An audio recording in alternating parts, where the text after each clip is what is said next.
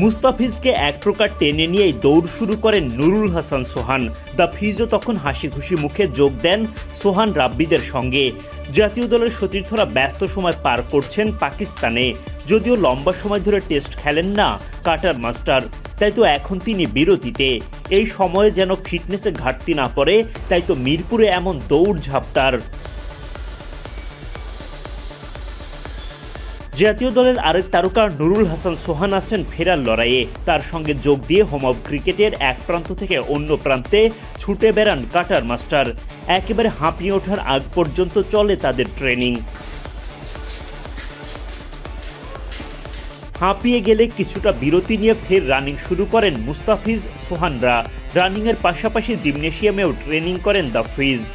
আপাতত বিরতিতে থাকলেও সামনেই তার জন্য কঠিন পরীক্ষা। সেপ্টেম্বর অক্টোবরে ভারতের মাটিতে 2টি টেস্টের পাশাপাশি 3টা টি-20 খেলবে বাংলাদেশ। 2022 সালের জুনের পর থেকে টেস্ট খেলেন না মুস্তাফিজ, তবে 20 ওভারি ফরম্যাটে তিনি বরাবরই আস্থার নাম। সঙ্গে ভারতের মাটিতে তার আইপিএল খেলার অভিজ্ঞতাও কাজে দেবে বেশ।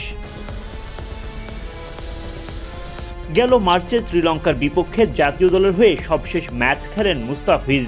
এরপর মাঝে লঙ্কা প্রিমিয়ার লিগ খেলতে যান শ্রীলঙ্কায়। আপাতত অক্টোবরের আগে জাতীয় দলে ফেরার সম্ভাবনা নেই তার।